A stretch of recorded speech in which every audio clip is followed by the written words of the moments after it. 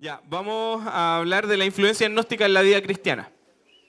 Vamos a ver cómo se ven algunas de estas influencias, a pesar de que ya hemos ido tocando un poquito, pero vamos a dar un par de ejemplos de cómo se ve el elitismo, la ética dualista, vamos a hablar de exhibicionismo, eh, cosas así. Voy a esperar que tomen asiento porque si no, yo soy muy pajarón y me voy a distraer. Así que al Feña le perdono todo. Feña, camina todo lo que quieras. Una de las primeras características que vamos a ver de la influencia gnóstica en la vida cristiana es lo que ya hemos hablado muchas veces, el elitismo. Pero, ¿cómo podemos identificar el elitismo en distintas áreas del cristianismo? Vamos a tomar dos. Vamos a tomar una en realidad voy a tomar tres, para agarrar todo el espectro cristiano, al menos chileno. Una de las influencias del gnosticismo tiene que ver con la llenura del Espíritu Santo mediante lenguas, que se da mayoritariamente en el movimiento pentecostal.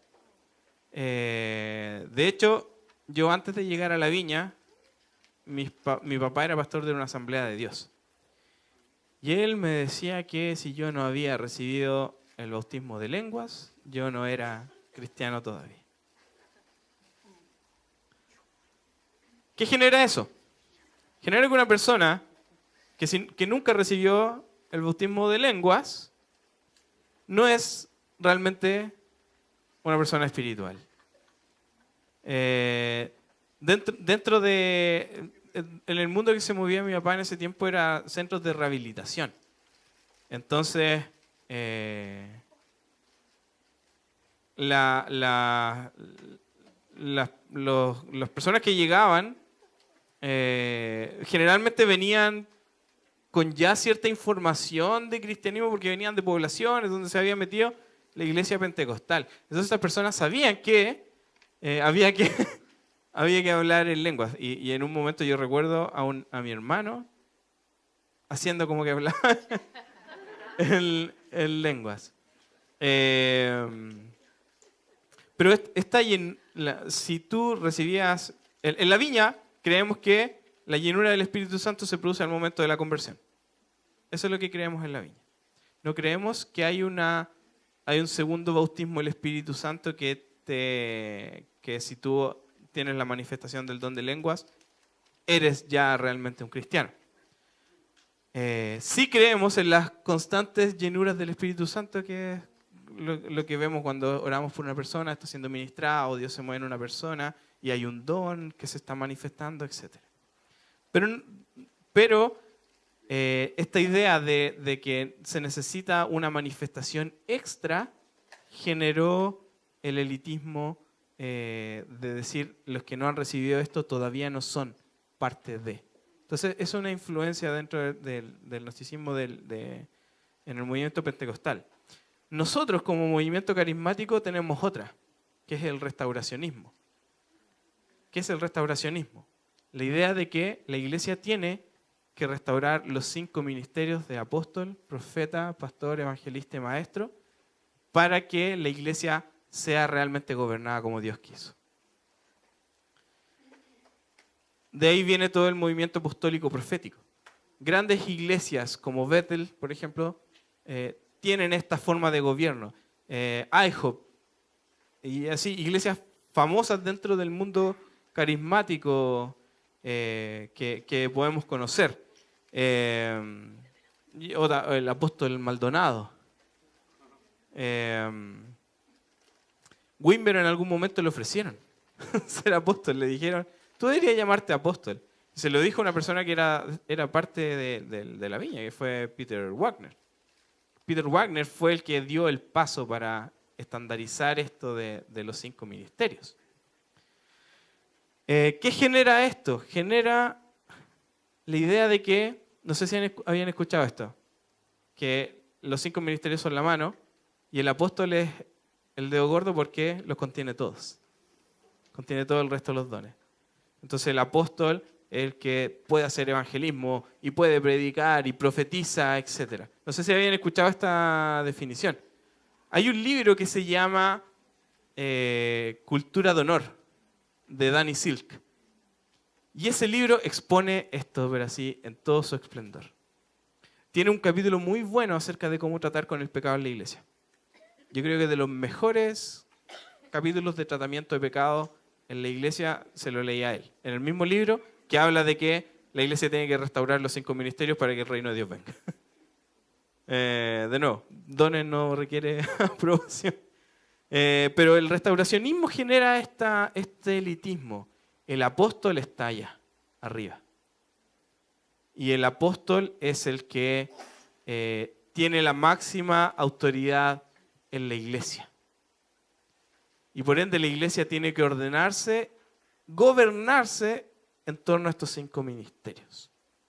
Cosa que la Biblia nunca dice. El texto de Efesios dice que son para capacitación. Nunca dice que son para liderazgo. En ninguna parte del texto bíblico dice que los 5 ministerios son de liderazgo. De hecho, hay un don de liderazgo que no está en esa lista. Entonces, ¿qué genera esto? El elitismo de tener este don. Y por eso hablaba delante de esto, de tener un don. El creer que tenemos un don nos puede llevar muy fácil a este lado del elitismo. El restauracionismo va muy en contra de lo que creemos en la viña de que todos juegan. Porque pone al apóstol por sobre, levanta al apóstol y ¿qué hace? Jerarquiza. A pesar de que la viña tiene un gobierno de iglesia como presbiepiscopal, porque somos episcopales, generalmente tenemos un pastor, una pareja de pastores principales que están como a cargo de la iglesia, pero tienen su equipo de ancianos. Ustedes tienen acá los pastores asociados. Nosotros en la Viña Valdivia, la Pati y yo somos los pastores asociados, perdón, los pastores principales. Los pastores asociados son el Nico y la Cami, y tenemos también a la Nacha, que es parte del liderazgo de la iglesia. Teníamos a Ángel y Fran, pero Ángel y Fran también decidieron ellos tomarse un año en torno al liderazgo, pero nosotros no tomamos todas las decisiones. A veces tenemos que cortar el queque, pero no tomamos todas las decisiones. Y en ese sentido, la iglesia, si tú vas a plantar una iglesia, sé consciente de esto. Una vez que tú empiezas a liderar e incluyes a otro en el liderazgo, la iglesia deja de verse como tú quieres que se vea. En mi iglesia no se hace mi voluntad. En mi iglesia se hace la voluntad del equipo de liderazgo. Y a veces yo tengo que tomar la decisión, o la Pati tiene que tomar la decisión, pero no creemos que hay una preeminencia en torno a la toma de decisiones. Pueden ver distintos modelos en distintos lados, pero ese es el modelo que vemos mayoritariamente en la viña. No significa que sea el único, pero para que entiendan más o menos cómo se encuentra la viña frente a esta idea de el gobierno de los 5 ministerios de la iglesia. La viña no toma esa idea. Probablemente hay algunas viñas que sí, pero allá ellos, en el sentido de que el texto bíblico no menciona en ningún momento que los ministerios sean para gobierno de la iglesia.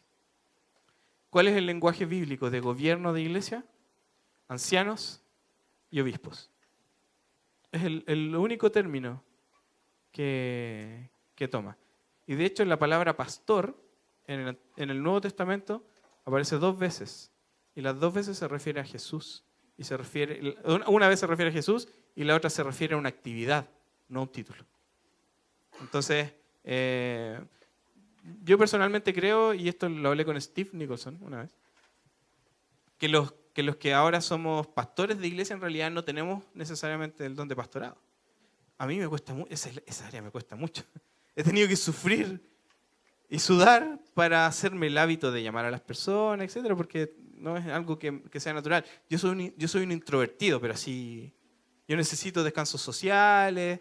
Entonces, no saben lo difícil que es ser pastor. Pero a la vez, Dios también ha ido trabajando en mí, creo. ¿Por qué estaba diciendo esto? ¿Qué dije antes? Ah, claro. Sí, entonces, el don del liderazgo, es lo que hablaba con Steve, eso era. Le decía a Steve, yo creo que las personas que hoy por hoy están a cargo de iglesias no son personas que tengan el don de pastorado, sino el don de liderazgo. Y eso es muy probable que sea así. Entonces, de nuevo, esta idea del restauracionismo, de la restauración de los 5 ministerios, nos lleva hacia un elitismo. Por otro lado, también lo que ha pasado mucho, y con lo que hablaba delante, el surgimiento de esta como fuerza que tomaron las iglesias reformadas, también generó un elitismo en torno al acceso al estudio bíblico.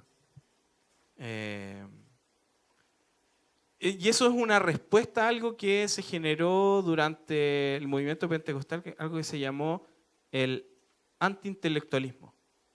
Lo que hablábamos ayer, la letra mata.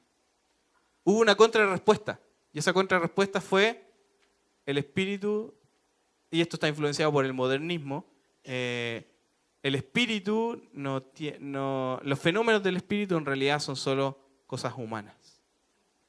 ¿Qué es lo que importa? Y ustedes se fijarán cómo se ve una iglesia reformada. Solo el púlpito. Ni una otra cosa que te distraiga de la enseñanza de la palabra. Yo creo que ahí los ortodoxos nos llevan una gran ventaja en torno a la experiencia que es ir a la iglesia. La belleza de las iglesias ortodoxas querían evocar que tú te maravillaras de Dios y de su belleza. El saumerio de los católicos está tratando de emular la nube que se posaba sobre el tabernáculo.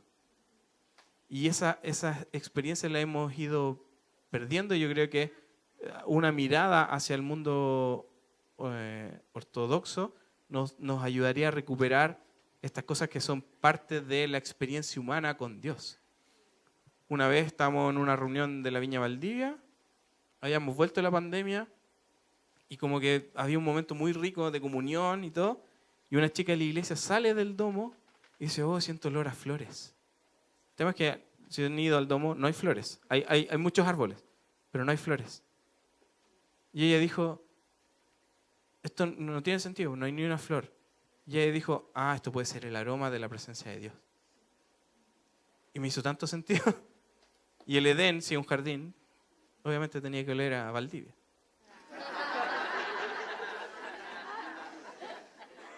Elitismo. La ética dualista, la separación de cuerpo, alma y espíritu, también es otra influencia del gnosticismo en el cristianismo, lo que nos lleva a la idea de que hay actividades carnales y actividades espirituales. Por ende, el arte, el deporte, la celebración es carnal. Y, por otro lado, la oración, la intercesión, el estudio bíblico, la adoración, son actividades espirituales. Pero nuestra vida no está dividida. Entonces, si tú notas que hay cosas que estás separando de tu vida de iglesia, ya entró el gnosticismo ahí. Nuestra vida es una. Con nuestro trabajo glorificamos a Dios. Si tú eres excelente en un deporte, eso está demostrando que Dios, como creador tuyo, te dio una gran habilidad. Mi esposa hace CrossFit. No sé si han visto a la Patty hacer CrossFit, pero es brígida. Levanta, el peso muerto levanta 120 kilos. Y ustedes la ven flaquita, hermosa, pero voy con cuidado ahora. No va a ser que me levante.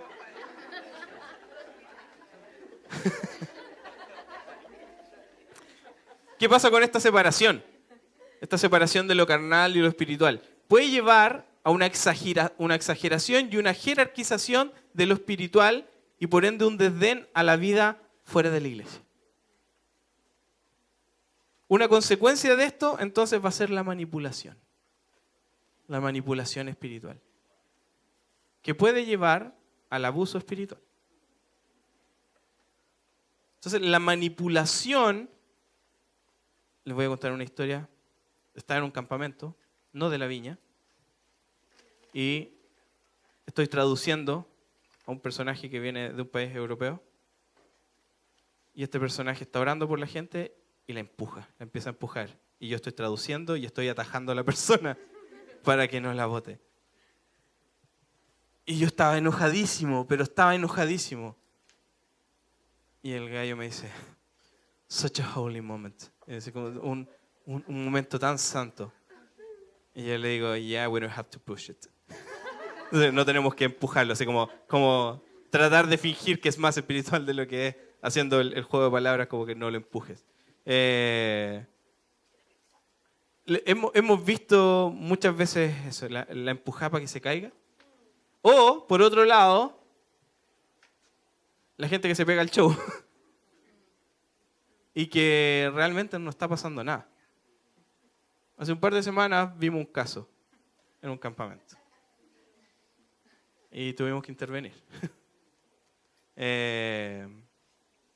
¿Por qué? Porque mostrarte espiritual te da estatus en la iglesia. Entonces, si tú manipulas tus experiencias, de alguna forma te puedes ver más espiritual y por ende se va a poner el ojo en ti. Vas a recibir atención. Puedes terminar incluso el liderazgo en base a manipulación. ¿Por qué? Porque tú crees que el liderazgo es estatus y por ende entró el elitismo. Entonces la manipulación es una consecuencia de jerarquizar lo espiritual. Yo quiero tener esa experiencia, la voy a fingir. O voy a hacer que la gente llore. Necesito que lloren para que crean que la prédica estuvo buena y que la administración estuvo buena. O le voy a dar 1000 vueltas al puente hasta que la gente grite. Todos nosotros hemos estado en tiempos de oración así. Donde se le da al coro, se le da al coro, se le da al coro, se le puente coro, puente coro, puente coro, puente coro. Y puente coro después. Otra cosa que puede pasar ahí es el exhibicionismo. Todos nosotros conocemos gente que en sus redes sociales es súper canuta, ¿no es cierto? Todos nosotros conocemos gente que... Ay, pucha, no, podría pisar callo. Ya, perfecto. Todos conocemos gente que todos los días sube tiempo a solas, foto. Hashtag tiempo a solas.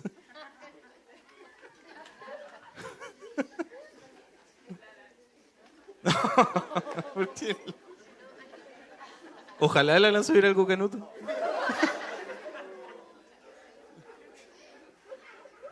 El exhibicionismo, ¿qué genera?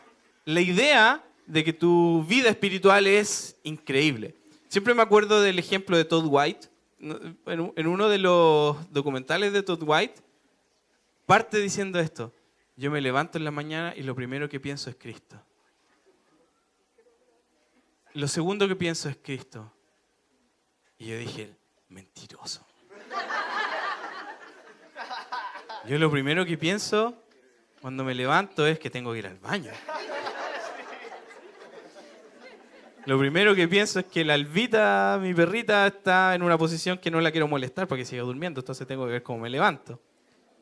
Pero en realidad, ya puede ser. Puede ser. Pero también hay una venta de un personaje ahí que hace... en realidad, yo soy bien quisquilloso en ese sentido. Y cuando vi eso, yo dije, ya, como, ok, que le guste a otros. Pero no tan solo se ve como en redes sociales, cosa que eso jamás hubiese pasado años anteriores. Hoy por hoy es una forma de exhibicionismo en redes sociales.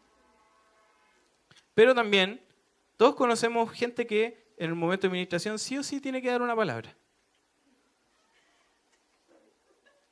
Exhibicionismo. Todos conocemos a la persona que tiene que decir la gran cosa al final. Y lo hemos vivido. Lo hemos vivido en conferencias, lo hemos vivido en distintos eventos. Todos tenemos esta persona que soñó algo. Y que no estoy anulando que Dios pueda hablar mediante sueños. Solo que hay una persona que constantemente te viene a decir lo que soñó. constantemente recibe una palabra para la iglesia. Algunas le achuntan, otras no. En ese sentido es bueno estar abierto, pero también ser consciente de que probablemente hay un exhibicionismo ahí. Hablábamos el otro día, generalmente esto pasa con equipos de intercesión. El equipo de intercesión de alguna forma es súper susceptible a esto. ¿Por qué? Porque obviamente hay un valor en recibir revelación de parte de Dios. Es súper importante recibir revelación de parte de Dios.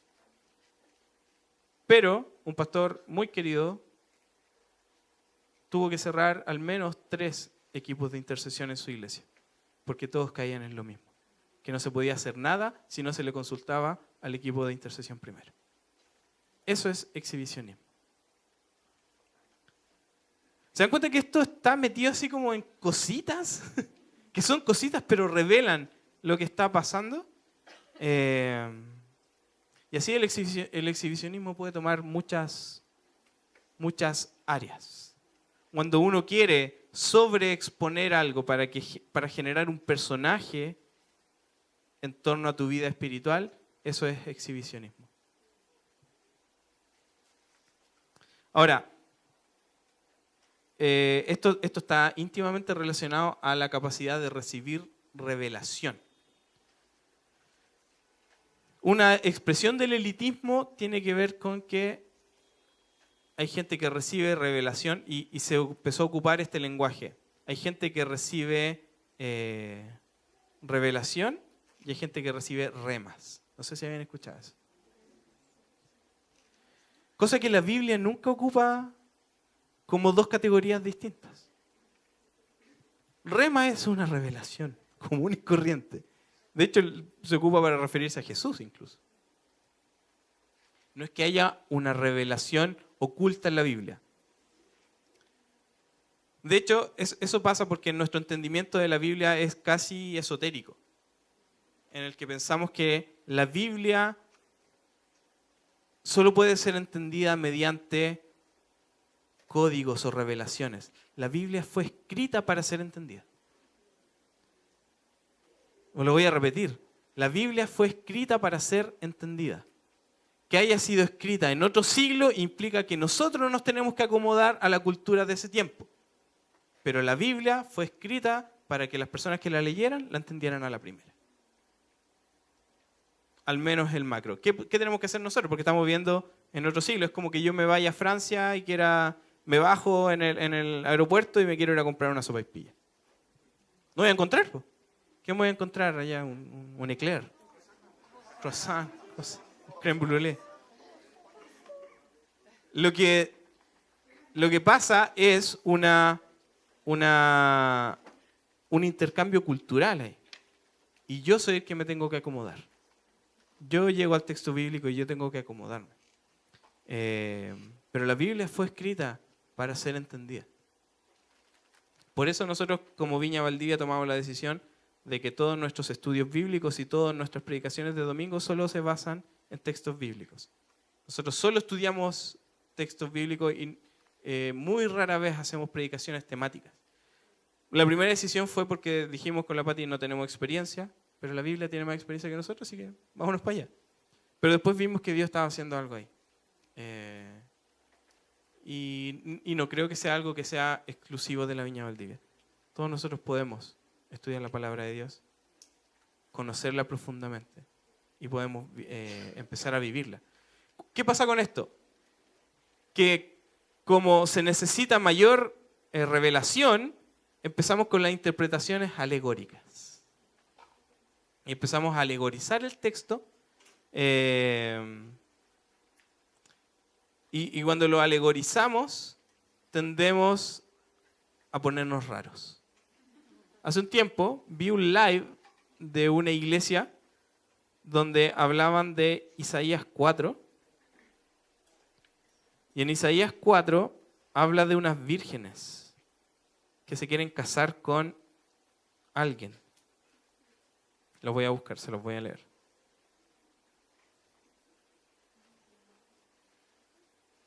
Isaías 4:1.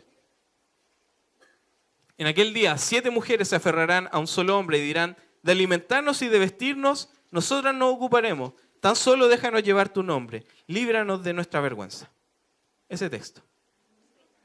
Y esta persona que se llama a sí misma profeta, dijo, lo que significa este texto con una voz muy suave, las mujeres simbolizan a la iglesia. El hombre es Dios y nosotros nos tenemos que aferrar a Él. ¿Qué dice el texto? Exactamente lo opuesto. El texto dice que las mujeres le dicen al hombre, nosotras nos hacemos cargo de nosotras mismas. De alimentarnos y vestirnos, nosotras nos ocuparemos. Tú solo danos el nombre. Pero la interpretación alegórica dijo que las mujeres éramos nosotros, los miembros de la iglesia, que tenemos que aferrarnos a Dios para que Dios proveyera para nosotros. Entonces, ¿qué pasó con la interpretación alegórica? Fue contra lo que dice el texto bíblico. Entonces, de alguna forma, esta idea de elitismo te lleva a que tú tienes que tener una mayor revelación. Y esa mayor revelación, a mayor creatividad, más ungido eres. Mayor carne de la palabra recibiste. Pero la verdad es que la Biblia fue escrita para ser entendida. No hay códigos secretos. ¿Conocen el término gematría? ¿No? Gematría es en el alfabeto romano y en el alefato hebreo, tú puedes sumar las letras porque también son valores numéricos. Eso generó que hubieran personas que solo se ponían a sumar la Biblia, buscando revelaciones. De hecho, hay videos de gente que solo se dedica a la gematría y busca revelaciones ocultas y dice que descubrieron que, no sé, que John Kennedy iba a morir y estaba profetizado en la Biblia. Pero eso es una forma de elitismo, de llegar a un conocimiento gnóstico que solo algunos pueden tener. En la viña no creemos eso. En la viña creemos que todos juegan y eso implica también el conocer la palabra de Dios. Y por último, esto nos lleva a la idea constante de que necesitamos una revelación de Dios constante, una guía directa de Dios constante, lo cual no es malo. El problema es cuando dependemos de eso y cuando nos validamos en torno a eso. Eso va a generar una sobreespiritualización de nuestra vida. ¿Ustedes conocen a alguien que todo tiene que orarlo? Y como si no tuviera capacidad, Dios no le hubiera dado la capacidad de tomar una decisión. El carácter de un discípulo no se define por cuánta guía recibe. El carácter del discípulo se define por cuánta obediencia muestra. Dios te puede dar una palabra y otra persona puede estar dándole 25. Si esa que recibió 25 no obedece ninguna y el que recibió una obedece, ese es un discípulo. El otro no. Pero, ¿qué pasa? Estamos constantemente buscando lo nuevo que Dios está haciendo. ¿Han escuchado esa frase? ¿Qué genera? Una adicción. Una adicción, un FOMO. Lo voy a explicar. Fear of missing out.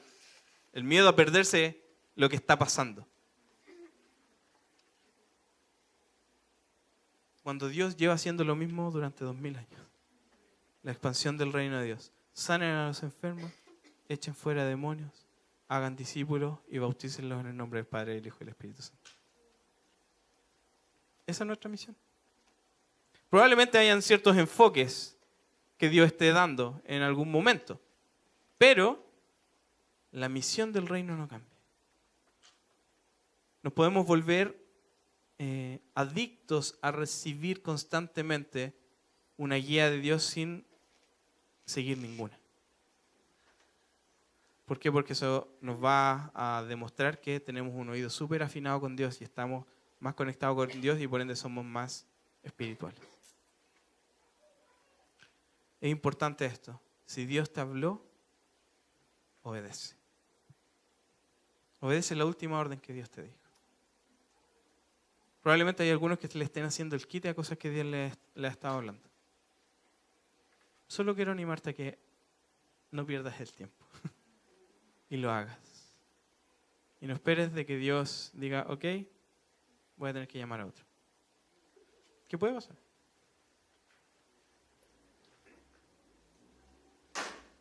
Oremos antes de las preguntas. Si es que queda tiempo, son las 10:15. Ahí ustedes definan si queda tiempo por preguntas. Oremos, cerramos nuestros ojos y tomemos un tiempito cortito para estar en silencio frente a Dios.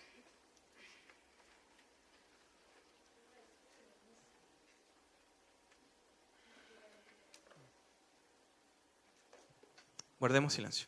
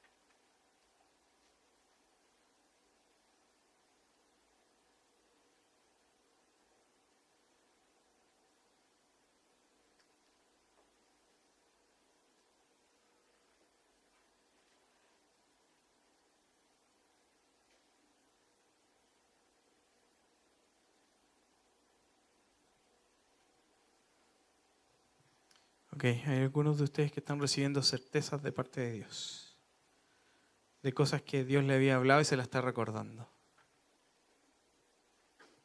Si este eres tú, levanta tu mano y las personas que estén alrededor oren en esa dirección. Allá veo una mano levantada, alguna otra mano levantada. Acá, acá. Las personas que están alrededor, acérquense a orar. Acá también leo ahí atrás, porfa. Allá Ivana Yanaín, acá, chiquillas, acá, por acá, y más. Ahí atrás, Cari, porfa.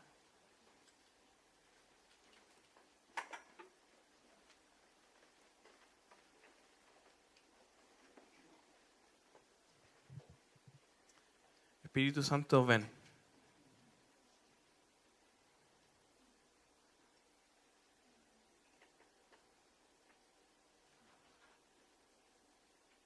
Y danos la valentía para obedecerte.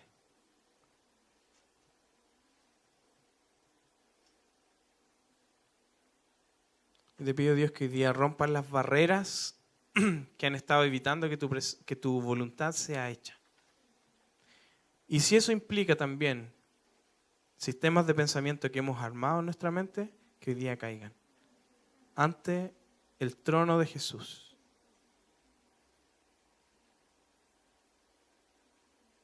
Dios se está moviendo acá.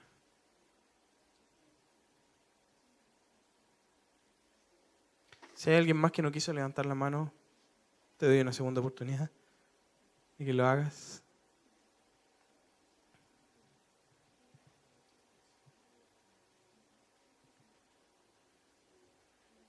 Acá por favor, con Pablito, con Juanpi, ella también.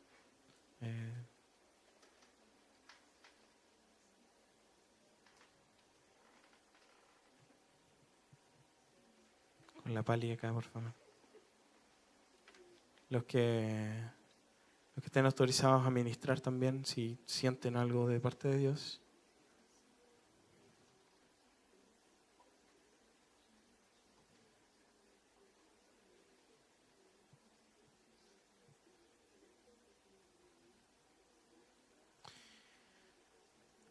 Y si hay alguno de ustedes que necesita renunciar a este tipo de pensamiento, a estas ideas, hagamos una oración de renuncia. Hagamos una oración de poner a Jesús en el trono y poner la mente de Jesús en el trono que le corresponde en nuestra vida. Oremos. Espíritu Santo, hoy día rendimos el trono de nuestro corazón y el trono de nuestra mente a ti. Y te declaramos Rey y Señor. No nos conformamos, Dios, con tener un pensamiento que no sea tuyo. Trae tu poder sobre nosotros y transforma nuestra mente. Que se haga carne en nosotros el concepto de metanoia. De que íbamos en una dirección y ahora vamos en otra. Espíritu Santo, revélate. Y haz que caigan las barreras que hemos armado o que no nos dimos cuenta que teníamos. Hacemos nuestro corazón blando ante ti. Hacemos nuestra mente ignorante delante de ti.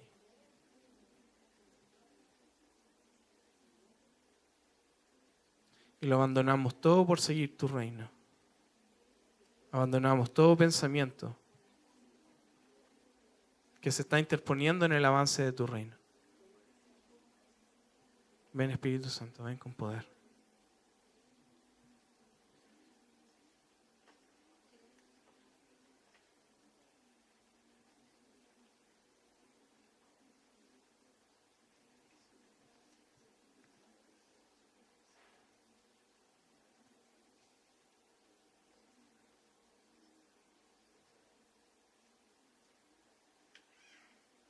Hay algunos de ustedes que han estado recibiendo de parte de Dios la pregunta ¿cuándo? Y le han hecho el quite. Dios te dice, no tiene que ser mañana, pero tiene que ser en algún momento. ¿Cuándo?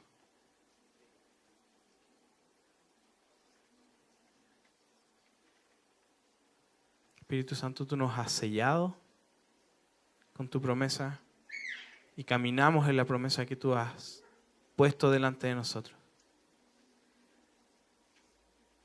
Hemos sido heridos, hemos sido dañados en el camino, pero tu voluntad ha prevalecido. Y hoy día estamos aquí reconociendo que tú eres el Rey y Señor de nuestra vida. Los que están siendo ministrados, que sigan siendo ministrados. Por la hora, si alguien se tiene que ir, los liberamos.